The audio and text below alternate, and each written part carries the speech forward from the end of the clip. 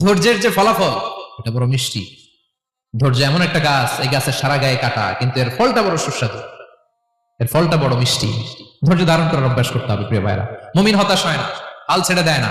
মুমিন ভরসা রাখে একজনের উপর, তিনি কে? লা তাইয়াসু মির রাউহিল্লাহ ইন্নাহু লা ইয়াইয়াসু মির রাউহিল্লাহি ইল্লাল কওমুল কাফিরুন। আল্লাহর রহ থেকে, রহম থেকে নিরাশ হয়ে যাও না। কাফির ছাড়া, অকৃতজ্ঞ ছাড়া কেউ আল্লাহর রহ থেকে, আশা থেকে নিরাশ হয় না। শয়তানের সবচেয়ে বড় মিশন হলো আমাদেরকে হতাশ বানানো। এটা খেয়াল রাখবেন। শয়তানের সবচাইতে বড় মিশন কি? আমাদেরকে হতাশ করে দেয়া।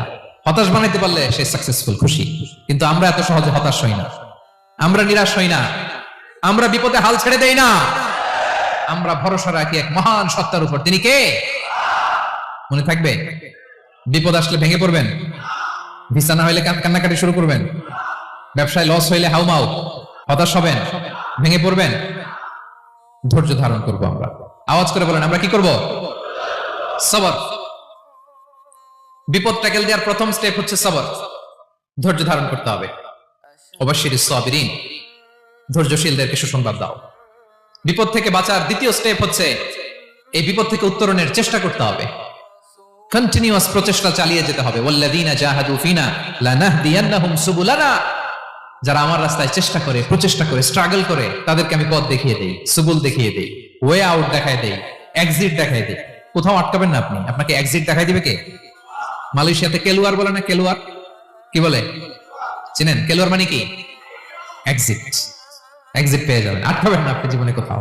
3 নাম্বার, আল্লাহর উপর তাওয়াক্কুল করতে হবে বিপদ আসলে। ওমাইয়া তাওয়াক্কাল আলাল্লাহি ফাহুয়া হাসবুহ। আল্লাহর উপর যে তাওয়াক্কুল করে, আল্লাহই তার জন্য যথেষ্ট হয়ে যায়। তাহলে বিপদে প্রিয় ভাইরা আমরা প্যানিক হব না, ধৈর্য ধারণ করব, বিপদ থেকে উত্তরণের সর্বোচ্চ প্রচেষ্টা চালিয়ে যাব, আর ভরসা রাখবো একজনের উপর, তিনি কে? আর বিপদ আসলে এটাকে নেগেটিভলি নেবেন না সবসময়। বিপদ আপদ এটা অনেক পজিটিভ, ভালো জিনিস আমাদের জীবনে বয়ে নিয়ে আসে। শাইখুল ইসলাম ইবনু তাইমিয়া আলাইহি রাহমা, উনি বলতেন, খুব দামি কথা, খুব হেভি ওয়েট কথা, মনোযোগ দিয়ে শুনুন। তিনি বলতেন, যে নেয়ামত তোমাকে আল্লাহ থেকে দূরে সরায়, ওই নেয়ামতের চেয়ে বিপদ ভালো যে বিপদ তোমাকে আল্লাহর দিকে ধাবিত করে। আই রিপিট, আমি আবারও বলি, যে নাজ নেয়ামত তোমাকে আল্লাহ থেকে দূরে সরিয়ে দেয়, সে নাজ নেয়ামতের চেয়ে ওই বিপদ আপদ ভালো যে বিপদ আপদ তোমাকে আল্লাহর কাছে টেনে দেয়।